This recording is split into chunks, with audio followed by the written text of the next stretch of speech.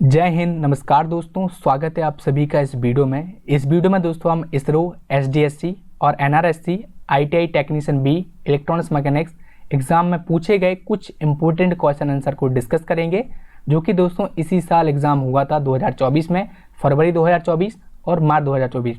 तो in detail with solution discuss करने वाले हैं दोस्तों। तो अगर आप भी इसरो, डीआरडीओ, बाग जैसे एग्जाम की तैयारी करते हैं तो आगे इस वीडियो को कंटिन्यू करिएगा। टोटल यहाँ पे दोस्तों हम 4000 प्लस एमसीक्यू डिस्कस करने वाले हैं। एक दिन छोड़ एक दिन मैं कोशिश करूंगा आपको वीडियो देने की। तो ये एक नई सीरीज चलेगी चैनल पे। अगर आपको अच्छा लगता है तो इसी प्रकार से हम इसको कंटिन्यू करेंगे। इसके बाद दोस्तों अगर आप इसी प्रकार के टेक्नीशियन कॉम्पिटेटिव एग्जाम की तैयारी करते हैं तो आपको दोस्तों इस व्हाट्सएप नंबर पर मैसेज कर देना है, जिस पे कि आपको लिखना है ऐड मी इन ग्रुप। तो आप सभी को एक ग्रुप में जोड़ लिया जाएगा, जिसमें कि सभी टेक्नीशियन के छात्र जुड़े हुए हैं, जो कि दोस्तों आप सभी को आगे फ्यूचर अपडेट के लिए है।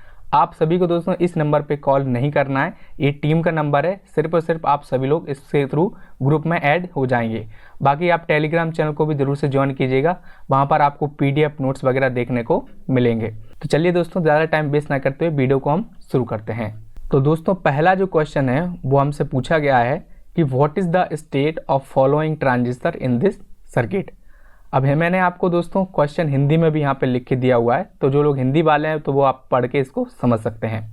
तो यहाँ पे दोस्तों हमें एक सर्किट दिया गया है और साथ ही साथ कुछ वैल्यू दी गई हैं, जैसे कि यहाँ पर HFE यानी बीटा की वैल्यू दी गई है, VVE की वैल्यू दी गई है और VCE सेट की वैल्यू हमें यहाँ पे दी गई है। अब हमें से यहाँ पे पूछा गया है कि जो ये ट्रांजिस्टर है वो भैया किस रीजन में काम कर रहा है। तो अब दोस्तों बेसिकली रीजन क्या होते हैं हम थोड़ा सा डिस्कस कर लेते हैं। देखिए दोस्तों हम सभी जानते हैं ट्रांजिस्टर जो है एक एम्पलीफायर की तरह भी काम कर सकता है और एक स्विच की तरह भी ट्रांजिस्टर काम कर सकता है। अब देखिए दोस्तों अगर हमें एक ट्रांजिस्टर को एज एन एम्पलीफायर काम कराना है तो उसे हमें पर्टिकुलर किसी एक रीजन में रखना पड़ेगा, क्योंकि वो ट्रांजिस्टर केवल उसी रीजन में रह के ही एम्पलीफायर की तरह काम करता है।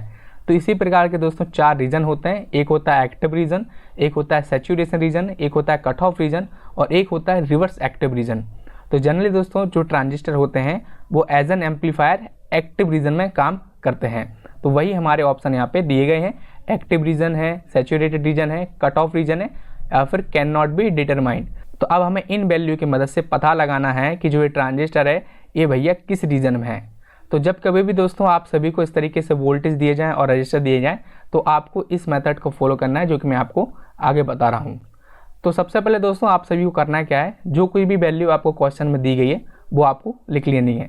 तो यहाँ पे देख सकते हैं बीटा की वैल्यू दी गई है जो कि 100, VVE यानी बेस एमीटर वोल्टेज दिया गया है हमें 0.8 वोल्ट और VCE सेट यानी कलेक्टर टू एमीटर सैचुरेशन ये वोल्टेज दिया गया है 0.2 वोल्ट। अब देखिए जो सर्किट है हमारा उसमें जो जो वैल्यू दी गई है हमें सबसे पहले उनको आइडेंटिफाई करना है कि कौन कौन सी वैल्यू यहाँ पे दी गई है। तो सबसे पहले दोस्तों इस पॉइंट से हम इस पॉइंट की ओर चलेंगे, देखेंगे अपने सर्किट को। तो यहाँ पे सबसे पहले 9 वोल्ट दिया गया है, तो ये 9 वोल्ट दोस्तों हमारा VC है यानी कलेक्टर वोल्टेज हमारा 9 वोल्ट है।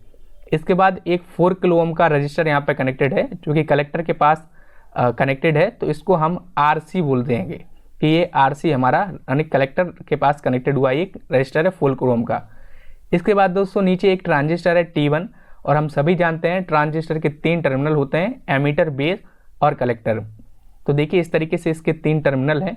अब यहाँ पर दोस्तों ट्रांजिस्टर में अगर आप C और E को देखें तो कलेक्टर और एमीटर के बीच में दोस्तों एक वोल्टेज यहाँ पे दिया हुआ है जिसको कि हम बोल रहे हैं VCE, या फिर आप ऐसा समझ लीजिए कि यहाँ पर ट्रांजिस्टर में कलेक्टर और एमीटर के बीच में एक रीजन है जिसको कि हम कलेक्टर टू एमीटर बोलेंगे।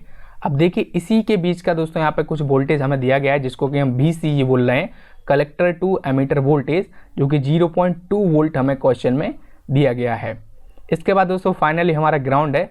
अब देखिए हमने इधर से इधर तक तो समझ लिया कौन कौन सी वैल्यू दी गई हैं, वो हमने आइडेंटिफाई कर ली।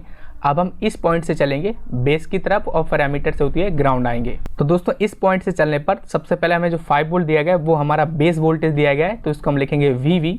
इसके बाद आगे चलेंगे तो यहाँ पे दोस्तों 42 किलो ओम का रजिस्टर दिया गया है, तो इसको हम बोलेंगे RB यानी बेस रजिस्टर। अब इसके बाद दोस्तों जब आप आगे बढ़ते हैं तो बेस और एमीटर के बीच में एक रीजन है जिसको कि हम BE बोलेंगे, और इस रीजन का भी दोस्तों जो वोल्टेज है वो हमारे क्वेश्चन में दिया गया है जिसको कि हमें यहाँ पे बोला गया है VBE यानी base to emitter voltage 0.8 volt. और इसके बाद फाइनल दोस्तों फिर ग्राउंड है।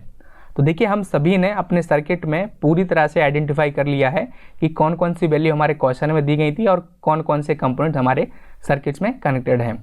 अब देखिए दोस्तों, आप सभी को केवल और केवल 3 स्टेप को फॉलो करना है और आप इजीली पता लगा सकते हैं कि ये ट्रांजिस्टर किस रीजन में काम कर रहा है।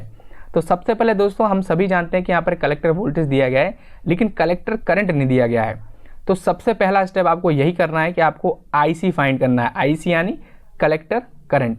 तो IC को फाइंड करने के लिए आपको करना है क्या है, आपको KVL अप्लाई करना है। आप इस VC से चलेंगे और ग्राउंड तक आपको KVL अप्लाई करना है। तो जो कि दोस्तों कुछ इस प्रकार से होगा, VC = IC × RC + VCE। अब देखिए ये कैसे आया, तो वो मैं आपको यहाँ पे एक्सप्लेन करता हूँ। VC तो दोस्तों हमारा 9 वोल्ट है, ये तो आपको समझ में आया होगा। इसके बाद दोस्तों, इसके बाद ये वोल्टेज यहाँ पे ये रजिस्टर है, तो यहाँ पर भी कुछ ना कुछ वोल्टेज ड्रॉप होगा ना। अब देखिए वो वोल्टेज तो यहाँ पे दिया नहीं गया है, अब वो वोल्टेज हम निकालेंगे कैसे, तो यहाँ पे RC की वैल्यू दी गई है। अब मान लेते हैं यहाँ से कोई करंट फ्लो हो रहा है जो कि IC करंट है, जो कि हमें निकालना है। तो अगर हम ओम के नियम से V = IR करेंगे तो दोस्तों हमारा इस रजिस्टर पर जो वोल्टेज ड्रॉप है वो निकल के आ जाएगा। तो वही मैंने यहाँ पे लिखा हुआ है IC × RC, यानी RC वैल्यू है रजिस्टर की और करंट है IC जो कि इसमें फ्लो हो रहा है। जब इन दोनों का मल्टीप्लाई करेंगे तो यहाँ पे हमारे रजिस्टर का वोल्टेज ड्रॉप निकल के आ जाएगा। इसके बाद दोस्तों VCE, तो VCE दोस्तों कलेक्टर टू एमीटर वोल्टेज है जो कि हमारे क्वेश्चन में ही गिवन है। इसके बाद हम जैसे ही वैल्यू को पुट करेंगे तो 9 = IC × 4K यानी 4000 ओम का ये रजिस्टर है। इसके बाद VCE की वैल्यू हमने रखी थी 0.2 वोल्ट। फिर हम इसको 0.2 को इस साइड ले आएंगे, तो 9 में से 0.2 को हम घटाएंगे तो 8.8 आएगा, = IC / 4 किलो ओम रजिस्टर। अब 4 किलो में ये रजिस्टर की वैल्यू है, तो दोस्तों 4 किलो को मतलब 4000 को हम 8.8 के नीचे ले आएंगे तो IC = 8.8 / 4000 यहाँ पे हो जाएगा। इसको जब हम सॉल्व करेंगे तो जो हमारा IC की वैल्यू है वो 0.2 मिली एम्पियर यहाँ पे निकल के आ जाएगी। तो दोस्तों यहाँ पर हम सभी ने पहला टास्क अपना कंप्लीट कर लिया है, KVL का यूज़ करके IC की वैल्यू यहाँ पे फाइंड कर ली है। अब देखिए नेक्स्ट स्टेप आपका क्या होगा, तो आप सभी को यहाँ से IB करंट को फाइंड करना है। देखिए यहाँ पर बेस वोल्टेज दिया गया है लेकिन बेस करंट नहीं दिया गया है, तो हमें बेस करंट को फाइंड करना है। बेस करंट कैसे फाइंड करेंगे, तो वही सेम मेथड है, आपको KVL अप्लाई करना है। कहाँ VB, RB, BE और ग्राउंड के बीच। तो जैसे ही आप करेंगे तो ये कुछ इस प्रकार से होगा, VB = IB × RB + VBE। अब देखिए IB × RB कहाँ से आया, तो मान लेते हैं इस सर्किट में से कोई करंट फ्लो हो रहा है जो कि IB करंट है, जिसको कि हमें निकालना है। तो अब इस रजिस्टर पे कुछ ना कुछ तो वोल्टेज ड्रॉप होगा ना। तो ओम के नियम से V = IR से दोस्तों जब हम इस RB को IB से मल्टीप्लाई करेंगे तो इस रजिस्टर का वोल्टेज ड्रॉप हमें निकल के आ जाएगा। तो वही दोस्तों मैंने यहाँ पे लिखा हुआ है IB × RB + VBE, और VBE तो हमारे क्वेश्चन में ही गिवन है 0.8 वोल्ट।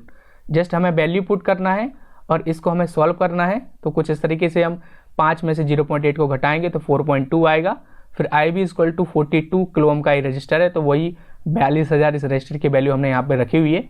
जस्ट इसको सॉल्व करेंगे तो 4.2 / 42,000 और इसको सॉल्व करेंगे तो ये 100 माइक्रो एम्पियर के अप्रॉक्स यहाँ पे निकल के आ जाएगा।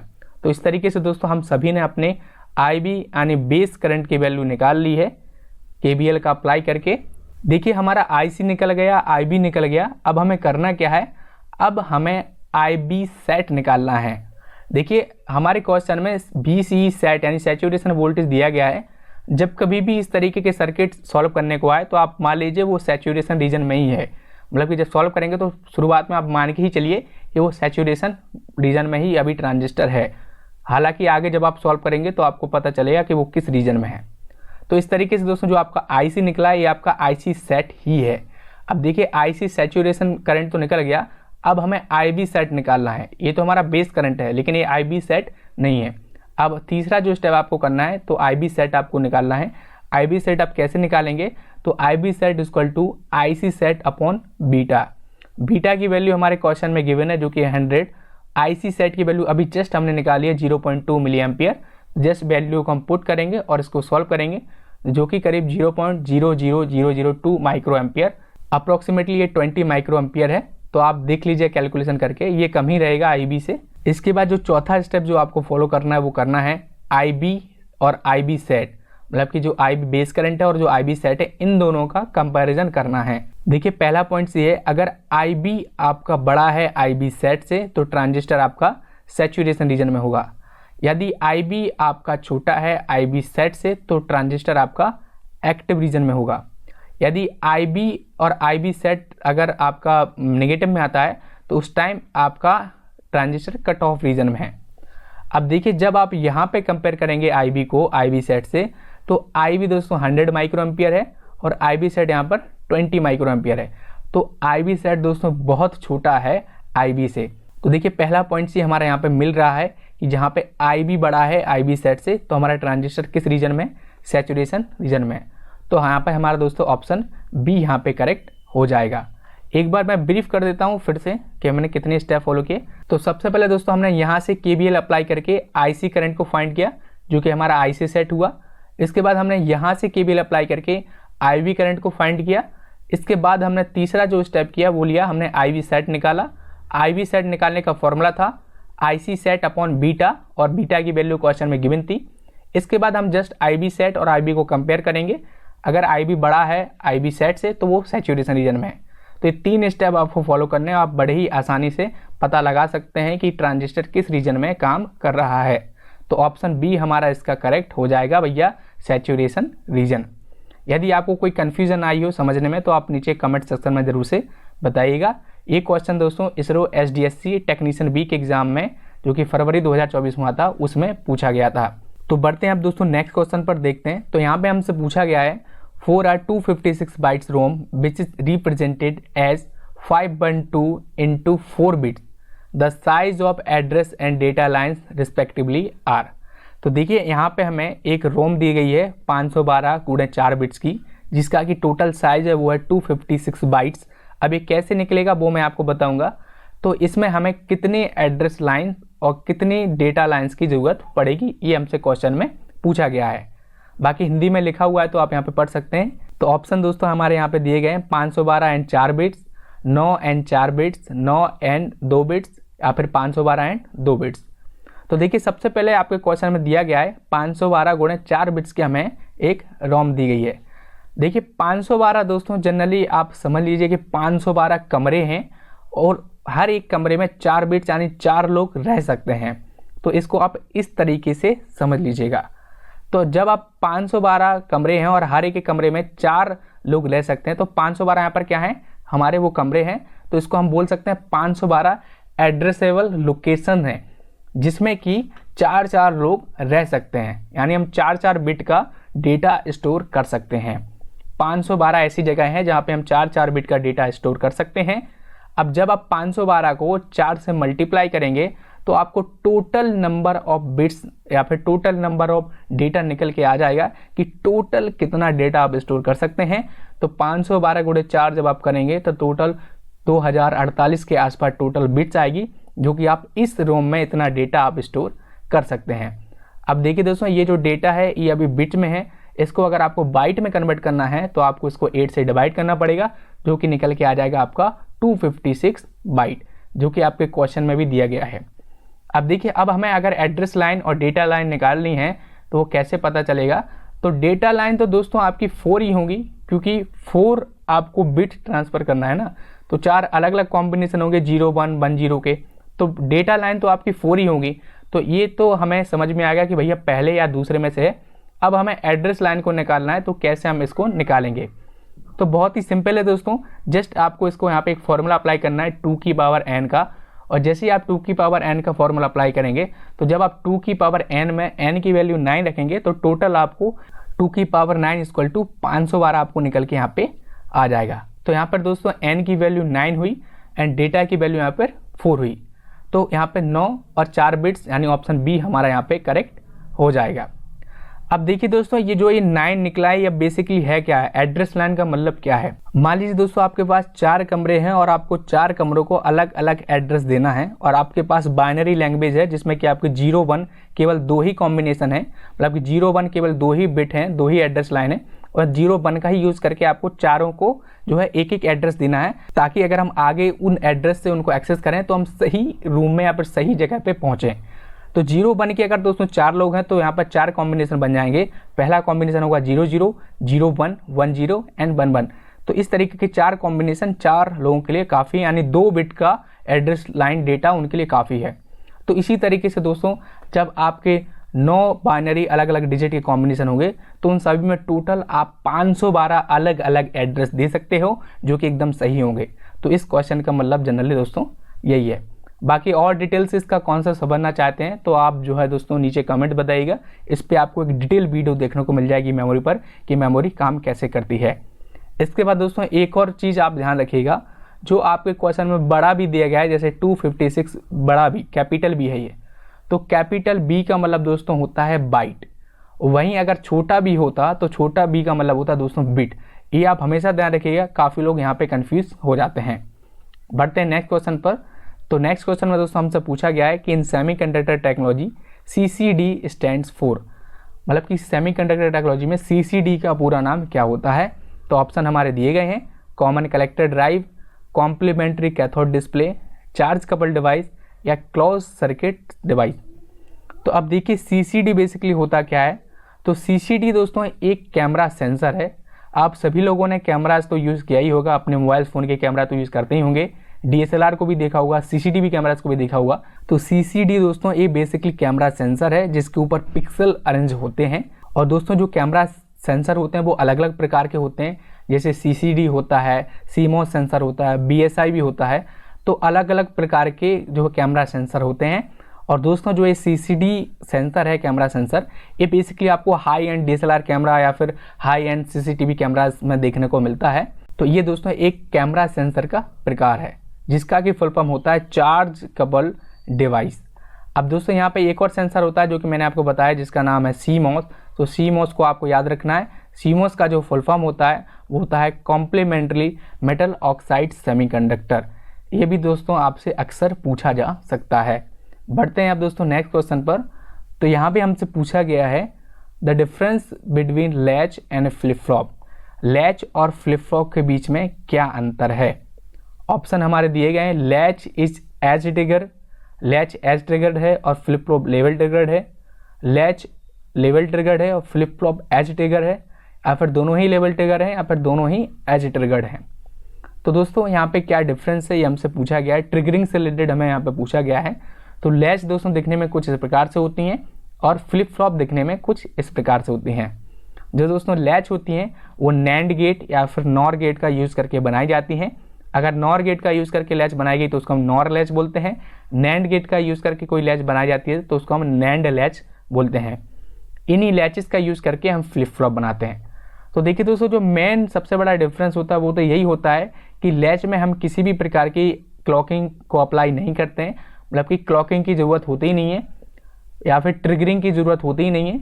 लेकिन जो फ्लिप फ्लॉप होते हैं उनमें हम एक्सटर्नल क्लॉक अप्लाई करते हैं, उनमें ट्रिगरिंग की या फिर क्लॉक सिग्नल की आवश्यकता होती है।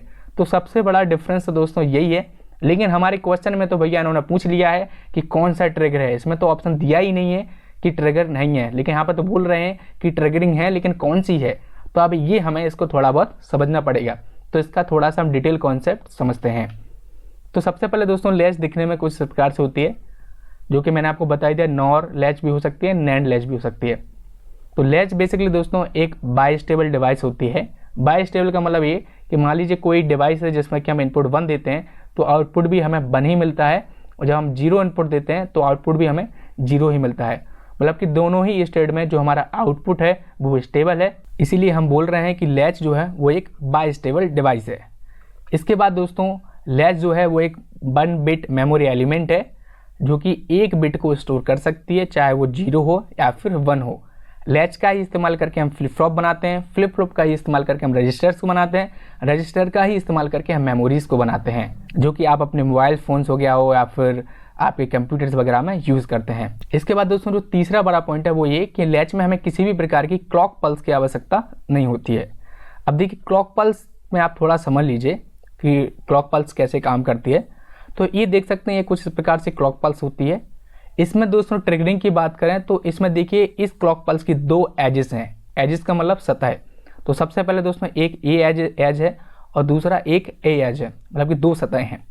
तो दोस्तों जो आप देख सकते हैं तीर ऊपर की साइड गया है तो इसको हम बोलते हैं राइजिंग एज या फिर पॉजिटिव एज, और जिसमें दोस्तों ये तीर जो नीचे की साइड आया है तो ये है फॉलिंग एज या फिर गिरती सतह हिंदी में, या फिर नेगेटिव एज भी इसको बोलते हैं। तो दोस्तों जो हमारा फ्लिप फ्लॉप होता है वो इन्हीं एज ट्रिगरिंग पर काम करता है, या तो वो फॉलिंग एज पर काम करेगा या फिर वो राइजिंग एज पर काम करेगा। मतलब कि वो ट्रिगर जब ही होता है जब उसको अगर या तो पॉजिटिव एजिंग ट्रिगरिंग हो उसमें या फिर नेगेटिव एज ट्रिगरिंग हो, तभी वो काम करता है आगे जाके। लेकिन दोस्तों जैसा कि अभी हमने समझा, जो लैच होती है वो बाइस्टेबल डिवाइस होती है, 1 देने पर 1 मिलता है, 0 देने पर 0 मिलता है। तो अब बेसिकली होता कैसे है, तो देखिए इसी क्लॉक पल्स में दोस्तों आप देखिए 2 लेवल हैं। ये देखिए ये हाई लेवल है और ये लो लेवल है। हाई का मतलब दोस्तों इसको हम 1 भी बोल सकते हैं, लो का मतलब इसको हम 0 भी बोल सकते हैं। तो इसी तरीके से तो 1 0 1 0, मतलब क्लॉक पल्स में 1 और 0 1 और 0 भी यहाँ पे इस प्रकार से ये लेवल होता है। मतलब कि ये हाई लेवल है जिसको कि हम 1 बोल रहे हैं, लो लेवल है जिसको कि हम 0 बोल रहे हैं। तो हम दोस्तों यहाँ से ये कह सकते हैं कि जो लैच होती है वो लेवल ट्रिगर होती है, लेकिन जो फ्लिप फ्लॉप होते हैं वो एज ट्रिगर होते हैं। तो यहाँ पे दोस्तों जो ऑप्शन बी है वो हमारा करेक्ट आंसर है। लैच जो है वो हमारी लेवल ट्रिगर्ड है, फ्लिप फ्लॉप है वो हमारा एज ट्रिगर्ड है। ये भी क्वेश्चन दोस्तों इसरो के SDSC टेक्नीशियन बी जो कि फरवरी 2024 में था उसमें पूछा गया था। मुझे उम्मीद है कि आप इसका कॉन्सेप्ट समझ गए होंगे। अगर आपको कहीं भी कन्फ्यूजन होती है तो नीचे कमेंट सेक्शन में आप जरूर से बताइएगा। नेक्स्ट क्वेश्चन की बात करें तो दोस्तों यहाँ से हमसे पूछा गया है the advantage of FDMA over TDMA includes. तो FDMA और TDMA में हमें अंतर यहाँ पे पूछा गया है। तो ऑप्शन हमारे दिए गए हैं, division is simpler, division simple होता है, प्रोपगेशन डिलेज आर एलिमिनेटेड, मतलब कि जो प्रोपगेशन डिले होता है वो कम होता है, cheaper filter with less complicated logic function, मतलब कि जो फिल्टर होते हैं वो सस्ते होते हैं और लेस कॉम्प्लिकेटेड यानी कम कॉम्प्लिकेटेड होते हैं, या फिर ऑल ऑफ दी एबव। यहाँ पर हमारे इसके ऑप्शन दिए गए हैं कि कौन सा सही है, 1 सही है, 2 सही है, 3 सही है, मतलब कि कौन से सही है। तो देखिए दोस्तों इसके बारे में थोड़ा सा समझ लेते हैं कि FDMA और TDMA बेसिकली अंतर क्या है। देखिए दोस्तों FDMA और TDMA बेसिकली एक मल्टीप्लेक्सिंग टेक्निक है जिसमें कि हम डेटा जब ट्रांसमिट करते हैं तो उसके टाइम इसको काम में लेते हैं और डेटा रिसीव करने के टाइम भी इसको हम काम में लेते हैं। अब मान लीजिए यहाँ पे 3 ट्रांसमीटर हैं, मतलब 3 यूज़र हैं जिनको कि अपना सिग्नल जो है वो ट्रांसमिट करना है और एक चैनल है आपके पास। इसको मैं आपको बहुत ही बेसिक तरीके से समझा रहा हूँ ताकि आप जल्दी से समझ जाएँ और आपको कॉन्सेप्ट समझ में आ जाए। मान लीजिए 3 सिग्नल है और चैनल 1 है और अब आपको तीनों डेटा को ट्रांसमिट करना है। तो TDMA में होता क्या है, जैसे कि इसका फुल फॉर्म जो होता है वो होता है टाइम डिवीजन मल्टीपल एक्सेस। तो TDMA में दोस्तों होता क्या है कि हम जो सिग्नल होते हैं उनको हम टाइम अलॉट कर देते हैं कि जैसे भैया पहले T1 की बारी, फिर T2 की बारी, फिर T3 की बारी, मतलब time by time signal transmit होंगे। तो इसमें क्या होगा, पहले T1 जाएगा, फिर T2 जाएगा और फिर लास्ट में T3 जाएगा। तो इस तरीके से हमारा सिग्नल जो है ट्रांसमिट होगा। यहाँ पे हम सिग्नल को क्या कर रहे हैं, एक टाइम स्लॉट दे रहे हैं कि भैया इस टाइम में आपको जाना है, फिर अगले टाइम स्लॉट में आपको जाना है, इस तरीके से। लेकिन दोस्तों जो FDMA होता है, FDMA में क्या होता है, यहाँ पे जो हम डिवाइड करते हैं सिग्नल को वो हम टाइम नहीं देते, कोई भी टाइम स्लॉट नहीं दिया जाता है, जस्ट उनकी फ्रिक्वेंसी के आधार पर जो है उनको डिवाइड कर दिया जाता है। मान लीजिए जो T1 है उसकी जो फ्रिक्वेंसी है वो 1 किलोहर्ट्ज़ है और जो T2 है उसकी जो फ्रिक्वेंसी है वो 2 किलोहर्ट्ज़ है और जो T3 है इसकी फ्रिक्वेंसी मान लीजिए 7 किलोहर्ट्ज़ है फॉर एग्जांपल। तो देखिए तीनों ही सिग्नल की जो फ्रिक्वेंसी है वो कम्प्लीटली अलग अलग है। अगर हम क्या हो इन सिग्नल को आपस में ही मिक्स कर दें और दूसरे जगह पर जब हम रिसीव करेंगे तो उसको बड़ी ही आसानी से हम उसको अलग अलग कर सकते हैं। कैसे, क्योंकि दोस्तों तीनों ही सिग्नल की अलग अलग फ्रिक्वेंसी है। अगले एंड पर जब इसको मिक्स करके हम भेजेंगे, जब उसको रिसीव करेंगे तो वहाँ पे हम बड़े ही आसानी से फिल्टर्स का यूज़ करके उसको अलग अलग कर सकते हैं। जो 7 किलोहर्ट्ज़ फ्रिक्वेंसी का सिग्नल है वो अलग हो जाएगा, 1 किलोहर्ट्ज़ का अलग हो जाएगा, 2 किलोहर्ट्ज़ का अलग हो जाएगा। तो ये जो दोस्तों टेक्निक है ये दोस्तों FDMA टेक्निक है। इस टेक्निक में दोस्तों हम एक साथ ही तीनों ही सिग्नल को ट्रांसमिट कर सकते हैं आपस में मिक्स करके, क्योंकि दूसरे एंड पर उसको हम आसानी से उसको जो है वापस से अपना सिग्नल रिकवर कर सकते हैं। तो ये दोस्तों होता है FDMA। अब देखिए FDMA में सिग्नल जब एक साथ जा रहा है तो प्रोपेगेशन डिले तो ऑब्वियसली कम होगा ही होगा, मतलब कि जो जाने आने में समय लग रहा है वो फास्ट होगा ही क्योंकि एक साथ सिग्नल जा रहा है। TDMA में दोस्तों ऐसा नहीं था। TDMA में क्या हो रहा था, हम उसको एक टाइम स्लॉट अलॉट कर रहे थे, टाइम बाय टाइम सिग्नल हमारा ट्रांसमिट हो रहा था। इसके बाद दोस्तों डिवीज़न, अभी मैंने आपको बताया डिवीज़न बहुत आसान हो जाता है क्योंकि आगे हम रिसीवर पॉइंट पर एक फिल्टर सर्किट बना लेते हैं, फिल्टर लगा लेते हैं जिसके थ्रू हम अलग अलग फ्रिक्वेंसी के सिग्नल को जो है डिटेच कर लेते हैं और हमारा ओरिजिनल सिग्नल हमें दूसरे एंड पर प्राप्त हो जाता है। तो दोस्तों इसका जो पहला पॉइंट है डिवीजन सिंपलर वो सही है। दूसरा जो पॉइंट है प्रोपेगेशन डिलेज आर एलिमिनेटेड, तो ये भी दोनों ही पॉइंट अभी हमने समझे। लेकिन दोस्तों जो इसके फिल्टर होते हैं वो सस्ते नहीं होते हैं, वो काफ़ी कॉम्प्लिकेटेड होते हैं। तो ये ऑप्शन दोस्तों इसका गलत है। तो जो हमारा करेक्ट ऑप्शन होगा वो होगा ऑप्शन बी, यानी 1 और 2 आर दी करेक्ट आंसर। बढ़ते हैं नेक्स्ट क्वेश्चन पर। तो यहाँ पे दोस्तों हमसे पूछा गया है कि व्हाट इज DDR DRAM। तो DDR DRAM का फुल फॉर्म हमसे यहाँ पे पूछा गया है। हमारे ऑप्शन दिए गए हैं dynamic data rate double random access memory. तो इस तरीके से दोस्तों टोटल 4 हमारे ऑप्शन दिए गए हैं, आप इनको पढ़ सकते हैं। तो हम डायरेक्टली समझते हैं कि DDR DRAM बेसिकली होता क्या है। तो इसका हम छोटा सा कॉन्सेप्ट यहाँ पे समझेंगे। तो सबसे पहले तो दोस्तों रैम दिखने में कुछ इस प्रकार से होती है। जो एक कंप्यूटर वाली रैम है, कंप्यूटर्स की रैम अलग होती है। मोबाइल फ़ोन में भी हम रैम का यूज़ करते हैं, तो मोबाइल फ़ोन में भी रैम अलग होती है। कंप्यूटर की रैम में आप देख सकते हैं कुछ इस तरीके से ब्लैक चिप लगी हुई हैं। अब देखिए इसमें भी 2 प्रकार के होते हैं, एक होता है सिम SIMM, एक होता है डिम जिसको कि DIMM बोलते हैं। अब देखिए दोस्तों जो एक काली चिप्स हैं, अगर ये पट्टी के एक ही साइड हो तो उसको हम बोलेंगे single inline memory module SIMM SIM, और यदि ये इस पट्टी के दोनों ही साइड लगी हो तो उसको हम बोलेंगे डुअल इनलाइन मेमोरी मॉड्यूल यानी डिम। तो इस चीज़ का आप याद रखिएगा, इससे रिलेटेड भी आपसे एग्जाम में पूछा जा सकता है। इसके बाद दोस्तों बात करें रैम की कि रैम कितने प्रकार की होती है। तो रैम मेनली 3 टाइप्स की होती है, SRAM होती है, DRAM होती है और SDRAM होती है। अब देखिए जो SRAM होती है उसका फुल फॉर्म होता है स्टैटिक रैम, और जो DRAM होती है उसका पूरा नाम होता है डायनामिक रैम, और SDRAM का जो पूरा नाम होता है सिंक्रोनस डायनामिक रैम। अब देखिए दोस्तों इसके अलावा भी दोस्तों रैम के अलग अलग वर्जन होते हैं, जैसे एक DDR रैम भी होती है। DDR का मतलब क्या, ये मैं आपको आगे समझाता हूँ। अब दोस्तों जो यहाँ पे DRAM होती है वो हम अपने मोबाइल फ़ोन में यूज़ करते हैं, कंप्यूटर्स में यूज़ करते हैं। और जो SRAM होती है वो दोस्तों बहुत ज़्यादा फास्ट रैम होती है, जो कि जनरली हम प्रोसेसर में जो कैशे मेमोरी होती है उसको बनाने के लिए काम में लेते हैं। तो हम अब समझते हैं कि DDR बेसिकली होता क्या है, क्योंकि यही हमारे क्वेश्चन में पूछा गया था। तो सबसे पहले हम दोस्तों SDR समझ लेते हैं। SDR यानी सिंगल डेटा रेट, DDR यानी डबल डेटा रेट, SDR यानी सिंगल डेटा रेट। तो अब देखिए SDR बेसिकली होता क्या है। अभी देखिए रिसेंटली हमने क्लॉक पल्स के बारे में समझा था, जिसमें कि हमने ट्रिगरिंग के बारे में समझा था, एज ट्रिगरिंग के बारे में, जिसमें पॉजिटिव एज था और नेगेटिव एज था। तो आप समझ लीजिए दोस्तों उसी क्लॉक पल्स में जो SDR रैम होती है उसमें होता क्या है, उसमें केवल और केवल 1 एज पर डेटा हमारा ट्रांसमिट होता है, या फिर 1 एज पर डेटा हमारा जाता है। तो देखिए उस क्लॉक पल्स में दूसरी भी एज होती है जिसको कि बोलते हैं हम नेगेटिव एज। तो अगर हमारा डेटा केवल और केवल 1 एज पर जाता है तो दूसरी एज हमारी खाली जाती है, तो इसलिए इसको हम बोलते हैं सिंगल डेटा रेट। लेकिन अगर दोस्तों क्या हो कि हमारा दोनों ही एज पर डेटा जाए रैम में, तो उसको बोलते हैं हम डबल डेटा रेट, जिसको कि हम बोलते हैं DDR रैम। तो दोस्तों बेसिकली कॉन्सेप्ट यही है, ये मैंने आपको एकदम ही बेसिक तरीके से समझाया है। अब DDR के भी अलग अलग वर्जन होते हैं, DDR1, DDR2, DDR3 इस तरीके से। और हम अपने मोबाइल फ़ोन में भी यूज़ करते हैं LPDDR रैम। LP का मतलब low power double data rate random access memory. तो DDR का फुल फॉर्म दोस्तों डबल डेटा रेट, और DRAM का फुल फॉर्म मैंने आपको बता दिया डायनामिक रैंडम एक्सेस मेमोरी। तो यहाँ से हम देखेंगे तो double data rate dynamic random access memory, option B हमारा यहाँ पे करेक्ट हो जाएगा। अगर दोस्तों आपको वीडियो अच्छा लग रहा हो तो उसको आप नीचे लाइक ज़रूर से कीजिएगा। चलिए दोस्तों बढ़ते हैं अब नेक्स्ट क्वेश्चन पर। तो यहाँ से हमसे पूछा गया है कि विच of the following oscillator can not be used in low frequency application. तो यहाँ पर ऑप्शन दिए गए हैं और पूछा गया है कि भैया कौन सा ऑसिलेटर है जो कि कम फ्रिक्वेंसी वाले डिवाइसेस में यूज़ नहीं किया जा सकता। तो दोस्तों ऑसिलेटर की बात करें तो ऑसिलेटर बेसिकली 2 प्रकार के होते हैं, एक होता है हार्मोनिक ऑसिलेटर, एक होता है रिलैक्सेशन ऑसिलेटर। जो हार्मोनिक ऑसिलेटर होते हैं वो साइनोसॉइडल यानी साइन वेव को जनरेट करने के लिए काम में लिए जाते हैं, और जो रिलैक्सेशन ऑसिलेटर होते हैं वो स्क्वायर वेव या फिर ट्रायंगुलर वेव को जनरेट करने के लिए काम में लिए जाते हैं। अब दोस्तों अगर हम हार्मोनिक ऑसिलेटर की बात करें तो based on the feedback network, ये भी 2 प्रकार के होते हैं, जिसको कि हम बोलते हैं RC ऑसिलेटर और LC ऑसिलेटर। अब दोस्तों जो RC ऑसिलेटर होते हैं उनमें जो इस ऑसिलेटर का फीडबैक नेटवर्क है वो रजिस्टर और कैपेसिटर का यूज़ करके बनाया जाता है, इसलिए हम इसको बोल रहे हैं RC ऑसिलेटर।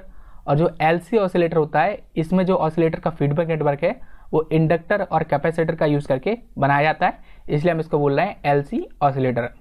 RC ऑसिलेटर की बात करें तो दोस्तों RC फेज शिफ्ट और बेन ब्रिज ऑसिलेटर ये RC ऑसिलेटर के प्रकार हैं।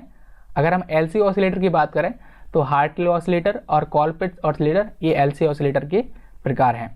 बात करें दोस्तों इस क्वेश्चन का जो सही आंसर वो है कॉलपिट्स ऑसिलेटर, क्योंकि दोस्तों जो कॉलपिट्स ऑसिलेटर होते हैं वो बहुत ही हाई फ्रिक्वेंसी की वेव को जनरेट करते हैं। तो अब कॉमन सी बात है, जो ऑसिलेटर हाई फ्रिक्वेंसी की वेव को जनरेट करेगा उसको हम किस तरीके से लो फ्रिक्वेंसी वाली एप्लीकेशन में यूज़ करेंगे, नहीं तो वो हमारे एप्लीकेशन को ही डैमेज कर देगा। बात करें दोस्तों कॉलपिट्स ऑसिलेटर की, तो आप देख सकते हैं ये इसका फीडबैक नेटवर्क है जिसको कि हम टैंक सर्किट बोल रहे हैं। अब देखिए कॉलपिट्स ऑसिलेटर और हार्टले ऑसिलेटर में कैसे हम डिफ्रेंशिएट करेंगे। तो देखिए यहाँ पे C1 एंड C2 दो कैपेसिटर हैं और एक इंडक्टर है। यदि सर्किट में फीडबैक नेटवर्क में यानी टैंक सर्किट में दो कैपेसिटर और एक इंडक्टर मिलता है तो वो आपका समझ लीजिए कॉलपिट्स ऑसिलेटर है। यदि आपका दो कैपेसिटर की जगह दो इंडक्टर और एक कैपेसिटर देखने को मिलता है तो वो आपका हार्टले ऑसिलेटर होता है। तो ये फिलहाल दोस्तों कॉलपिट्स ऑसिलेटर का सर्किट डायग्राम है। इसके बाद बढ़ते हैं हम नेक्स्ट क्वेश्चन में। तो नेक्स्ट क्वेश्चन में दोस्तों हमसे पूछा गया है इन अ CRO what is the calibration signal generally available. तो CRO को कैलिब्रेट करने के लिए कौन सा सिग्नल होता है, जनरली DC होता है, सॉटूथ होता है, साइन होता है या फिर स्क्वायर होता है। तो दोस्तों ये आप सभी को याद रखना है, बेसिकली थ्योरेटिकल क्वेश्चन है। तो CRO में कैलिब्रेशन के लिए दोस्तों हमेशा सॉटूथ सिग्नल का यूज़ किया जाता है। वहीं अगर दोस्तों DSO होता है तो DSO में दोस्तों हम स्क्वायर वेव का यूज़ करते हैं। अब ये दोस्तों कैलिब्रेशन होता क्या है, क्यों करना पड़ता है, तो इस पर आपको एक डिटेल डेडिकेटेड वीडियो देखने को मिल जाएगी जिसमें कि आप पूरा कॉन्सेप्ट समझ सकते हैं कि कैलिब्रेशन होता क्या है, क्यों करते हैं। हालांकि अगर आप चाहते हैं इस पर वीडियो तो आप नीचे कमेंट सेक्शन में जरूर से बताइएगा। बढ़ते हैं नेक्स्ट क्वेश्चन पर। तो यहाँ से दोस्तों हमसे पूछा गया है what is the output wave form of a comparator circuit if the input is sine wave. तो यदि कंपैरेटर में दोस्तों कंपैरेटर सर्किट होता है वो हम ओप एम्प का यूज़ करके बनाते हैं, कंपैरेटर अपने सिलेबस में है।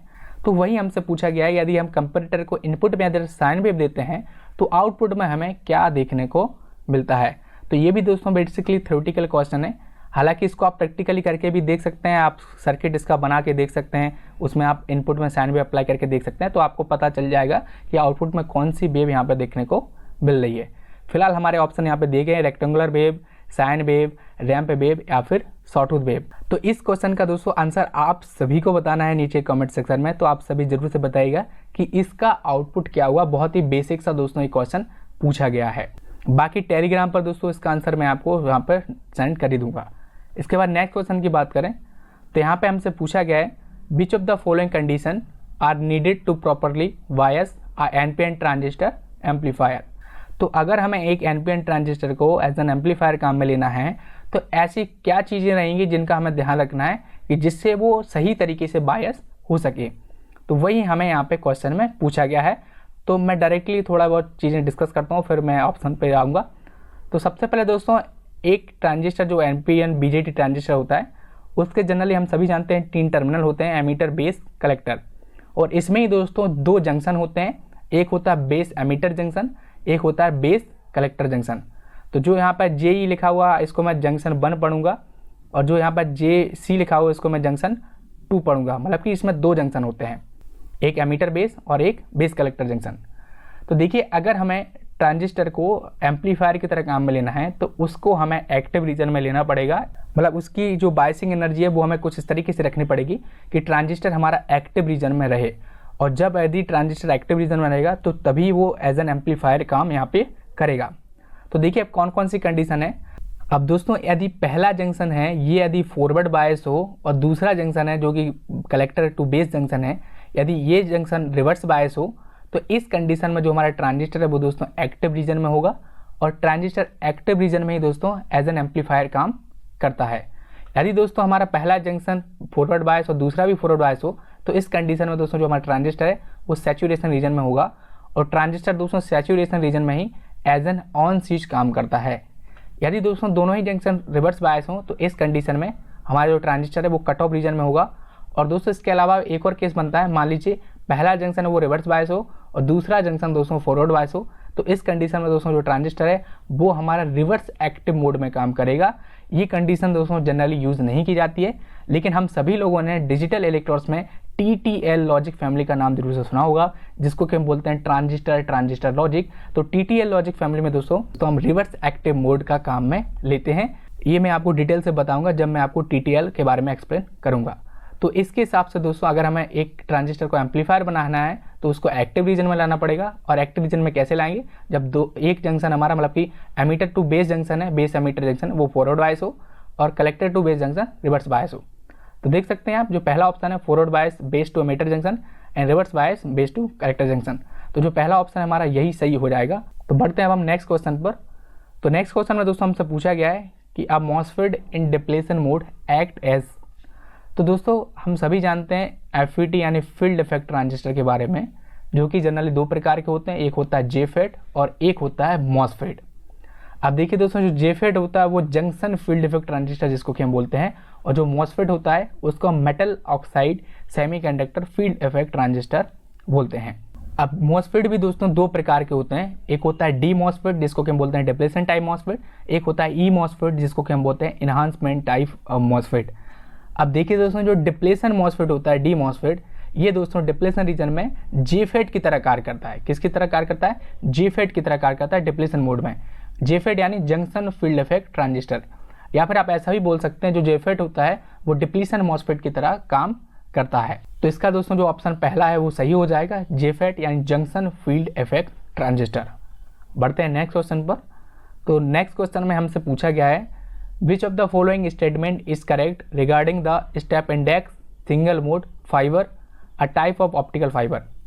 तो यहाँ पे हमसे पूछा गया है कि भैया इनमें से कौन सी कंडीशन सही है single mode step index optical fibre की। तो हमारे ऑप्शन दिए गए हैं। पहला जो ऑप्शन है वो है it has uniform refractive index for both core N1 and cladding, जहाँ पे N1 यानी कोर का रिफ्रैक्टिव इंडेक्स बड़ा है N2 यानी क्लैडिंग के रिफ्रैक्टिव इंडेक्स से। दूसरा यहाँ पे ऑप्शन दिया गया है कि जो इस प्रकार की केबल होती हैं उनमें काफ़ी ब्रॉड बैंडविड्थ होती है, और सी मतलब कि बोथ A एंड B मतलब दोनों का ही बोला गया है। तो अब देखिए हम थोड़ा सा इसको समझते हैं दोस्तों। अब दोस्तों जो ऑप्टिकल फाइबर केबल होती हैं वो बेसिकली दो प्रकार की होती हैं, एक तो उनके मोड के आधार पे और दूसरा उनके रिफ्रैक्टिव इंडेक्स के आधार पे। बात करें मोड के आधार पे तो सिंगल मोड और मल्टी मोड दो प्रकार की ऑप्टिकल फाइबर होती हैं। सिंगल मोड में आप समझ लीजिए कि केवल एक ही तरीके से सिग्नल ट्रांसमिट हो सकता है या फिर एक ही सिग्नल ट्रांसमिट हो सकता है, और मल्टी मोड में आप समझ लीजिए कि अलग अलग तरीके से सिग्नल ट्रांसमिट हो सकता है या फिर मल्टी सिग्नल ट्रांसमिट हो सकते हैं। बाकी बात करें दोस्तों स्टेप इंडेक्स की, तो स्टेप इंडेक्स ऑप्टिकल फाइबर में होता क्या है। तो सबसे पहली चीज़, जो कोर का रिफ्रैक्टिव इंडेक्स होता है वो क्लैडिंग के रिफ्रैक्टिव इंडेक्स से बहुत ज़्यादा होता है, और दूसरी चीज़ दोस्तों जो कोर का रिफ्रैक्टिव इंडेक्स होता है वो यूनिफॉर्म होता है, मतलब कि एक समान रहता है हमेशा। अब देखिए ये आप कैसे समझेंगे, जब मैं इसको ग्रेडेड इंडेक्स को एक्सप्लेन करूँगा तो आपको समझ में आ जाएगा। अब बात करें ग्रेडेड इंडेक्स की, तो दोस्तों जो ग्रेडेड इंडेक्स का रिफ्रैक्टिव इंडेक्स होता है कोर का वो नॉन यूनिफॉर्म होता है, मतलब कि जैसे जैसे डायमीटर बढ़ता जाता है तो इसका जो रिफ्रैक्टिव इंडेक्स है वो भी घटता चला जाता है, क्लैडिंग की साइड को घटता चला जाता है। तो स्टेप इंडेक्स में जो कोर का रिफ्रैक्टिव इंडेक्स होता है वो यूनिफॉर्म होता है, ग्रेडेड में नॉन यूनिफॉर्म होता है।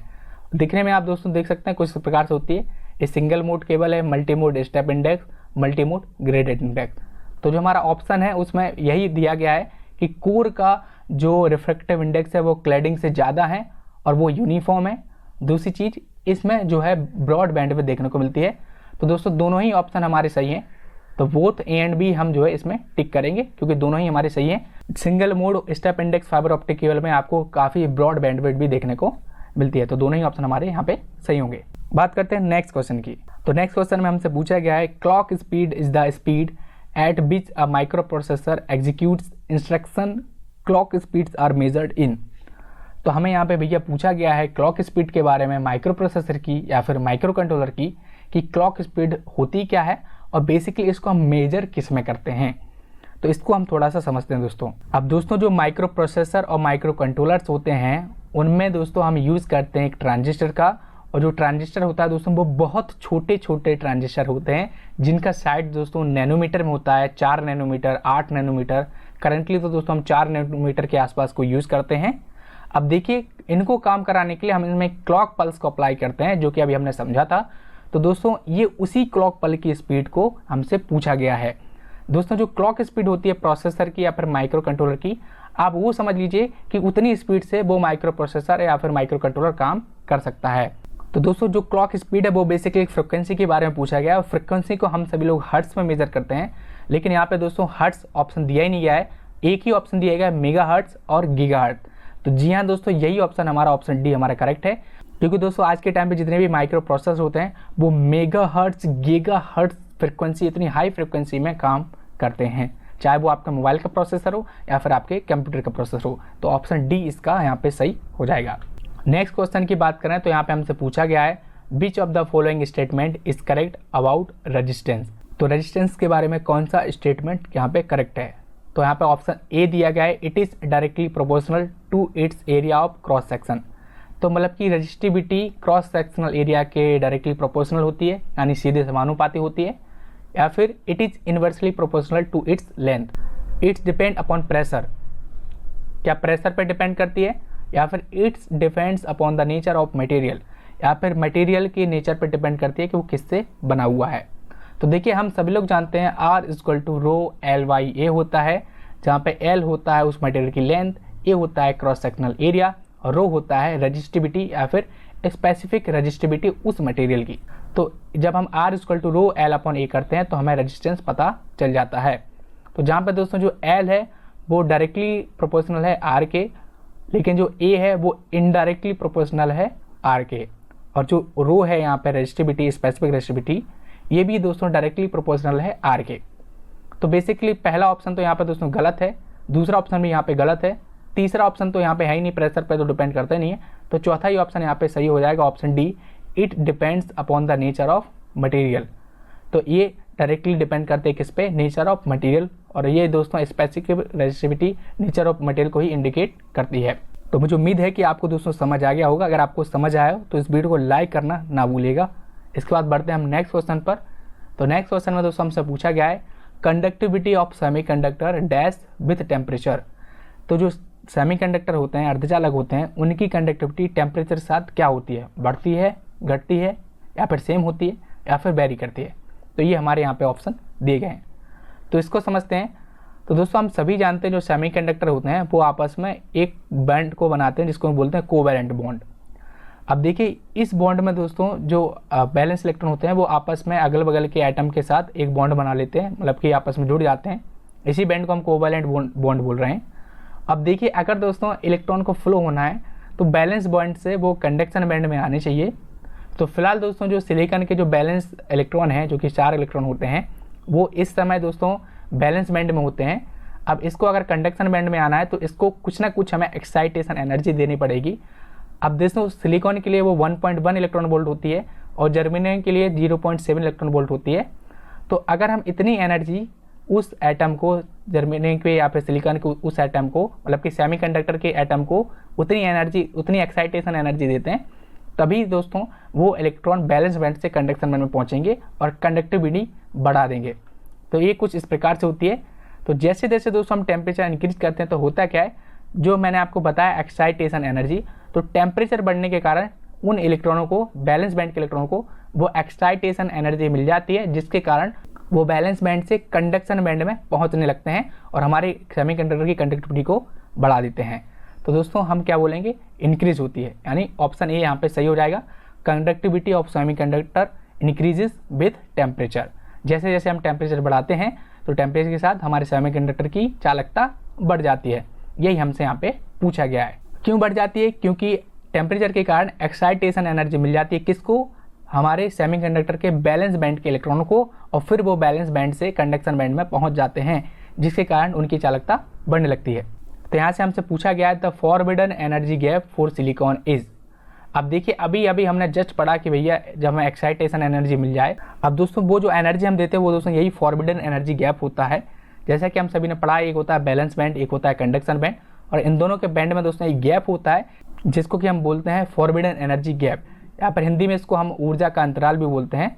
अब दोस्तों ये अलग अलग मटेरियल के अलग अलग होता है। जैसे इंसुलेटर के लिए दोस्तों जो फॉरबिडन एनर्जी गैप होता है वो बहुत ज़्यादा होता है, कंडक्टर्स में होता ही नहीं है, सेमीकंडक्टर में होता है लेकिन बहुत कम होता है। अब दोस्तों सिलिकॉन के लिए बात करें ये फॉरबिडन एनर्जी, तो वो 1.1 इलेक्ट्रॉन होती है, और जर्मेनियम के लिए दोस्तों वो 0.7 इलेक्ट्रॉन वोल्ट होती है। तो यहाँ पे ऑप्शन हमारा दिया गया है 1.1 इलेक्ट्रॉन वोल्ट, तो ऑप्शन डी हमारा यहाँ पे सही हो जाएगा। ये सभी दोस्तों मैं आपको डिटेल से एक्सप्लेन कर चुका हूँ, चैनल पर आपको वीडियो देखने को मिल जाएगी, लिंक भी मैं डिस्क्रिप्शन में दे दूँगा, तो आप उनको देख के इसका डिटेल कॉन्सेप्ट समझ सकते हैं। बढ़ते हैं नेक्स्ट क्वेश्चन पर। तो यहाँ पे हमसे पूछा गया the nature of semiconductor devices depends on the voltage, temperature, current या फिर रेजिस्टेंस। तो अभी अभी दोस्तों जस्ट हमने पढ़ा कि जैसे जैसे टेम्परेचर बढ़ता है तो हमारी कंडक्टिविटी भी बढ़ जाती है सेमीकंडक्टर की। तो ऑप्शन बी इसका दोस्तों सही हो जाएगा कि दोस्तों जो नेचर ऑफ सेमीकंडक्टर डिवाइस होता है वो टेम्परेचर पर डिपेंड करता है। बात करें नेक्स्ट क्वेश्चन की, तो यहाँ पे हमसे पूछा गया है resistivity of a semiconductor lies between which of the following, मतलब कि सेमीकंडक्टर की जो रजिस्टिविटी होती है वो किसके बीच में होती है। रजिस्टिविटी यानी प्रतिरोधकता। अब दोस्तों जो प्रतिरोधकता होती है सेमीकंडक्टर की यानी रजिस्टिविटी, वो दोस्तों कंडक्टर और इंसुलेटर के बीच में होती है। और जो रजिस्टिविटी का दोस्तों जो यूनिट होती है वो होती है ओम मीटर। ये आप सभी को याद रखना है, एग्जाम में पूछा जा सकता है। अब बात करें रजिस्टिविटी कंडक्टर की, तो ये 10 की पावर -8 ओम मीटर होती है। सेमीकंडक्टर की 10 की पावर -4 से 0.5 ओम मीटर होती है। इंसुलेटर की 10 की पावर 11 ओम मीटर के अराउंड होती है। तो यहाँ पे आप देख सकते हैं ऑप्शन बी हमारा यहाँ पे सही हो जाएगा, 10 की पावर -4 टू 0.5 ओम मीटर, ये सेमीकंडक्टर की यहाँ पर रजिस्टिविटी होती है। नेक्स्ट क्वेश्चन की बात करें तो विच of the following particle has greater mobility, तो इनमें से कौन से पार्टिकल की जो गतिशीलता होती है, जो मोबिलिटी होती है वो सबसे ज़्यादा होती है। इलेक्ट्रॉन की होती है, प्रोटॉन की होती है, न्यूक्लियस की होती है, या फिर सभी की होती है। तो ये हमारे ऑप्शन है। अब देखिए दोस्तों मोबिलिटी का मतलब क्या है। मोबिलिटी का मतलब आसान भाषा आप समझ लीजिए कि भागने की ताकत। मान लीजिए दो अलग अलग पर्सन है, एक काफ़ी मोटा है, एक काफ़ी पतला है, तब आप ही बताइए आसानी से कौन भाग सकता है। जो थोड़ा दुबला पतला जिसका वेट कम है वो। तो इसी प्रकार से दोस्तों इलेक्ट्रॉन और प्रोटॉन में जो सबसे हल्का होता है वो होता है इलेक्ट्रॉन। तो इलेक्ट्रॉन की मोबिलिटी दोस्तों बहुत ज़्यादा होती है एज़ कम्पेयर टू प्रोटॉन। अब दोस्तों ये आपको कैसे पता चलेगा, तो ये दोस्तों जब आप mass of electron and mass of proton के बारे में पढ़ेंगे तो आपको समझ में आएगा। यहाँ पे आप देख सकते हैं जो प्रोटॉन का जो मास है वो 1.67 इंटू 10 की पावर -27 है, और इलेक्ट्रॉन्स की बात करें तो 9.11 इंटू 10 की पावर -31। अब देखिए दोस्तों नेगेटिव में जो नंबर छोटा होता है वो बड़ा होता है, तो -27 प्रोटॉन पर है, तो प्रोटॉन का जो मास है वो ज़्यादा है। मास आप समझ लीजिए कि वेट है जनरली, तो proton as compared to electron काफ़ी भारी है, तो इसकी मोबिलिटी कम होगी, और इलेक्ट्रॉन की मोबिलिटी ज़्यादा होती है क्योंकि इसका मास 9.11 इंटू 10 की पावर -31 किलोग्राम होता है। अब दोस्तों यही रीज़न है, इसी की वजह से हम एन टाइप सेमीकंडक्टर को हर जगह काम में लेते हैं, क्योंकि एन टाइप सेमीकंडक्टर में मेजॉरिटी इलेक्ट्रॉन्स होते हैं, इसीलिए हम एन ट्रांजिस्टर को हर जगह हर सर्किट में, मतलब कि मोस्टली हम इसी को काम में लेते हैं, केवल और केवल इसी वजह से कि इलेक्ट्रॉन्स की मोबिलिटी ज़्यादा होती है एज़ कम्पेयर टू प्रोटॉन। इसके बाद दोस्तों नेक्स्ट क्वेश्चन की बात करते हैं, तो यहाँ से हमसे पूछा गया है a desktop a part of GUI and a place which holds icons, files, folders, etc. What does U stand for in GUI? तो GUI में दोस्तों हमसे पूछा गया है कि U का मतलब क्या होता है। ये क्वेश्चन दोस्तों इसरो NRSC मार्च 2024 में जो हुआ था पिछले महीने, उसमें ये क्वेश्चन पूछा गया था। तो ऑप्शन हमारे दिए गए हैं, यूटिलिटी होता है, अपलोड होता है, यूज़र होता है, या फिर अपडेट होता है। अब देखिए दोस्तों GUI बेसिकली होता क्या है, तो GUI का फुल फॉर्म होता है ग्राफिकल यूजर इंटरफेस। आप सभी लोगों ने ऑपरेटिंग सिस्टम या फिर OS के बारे में ज़रूर से पढ़ा होगा।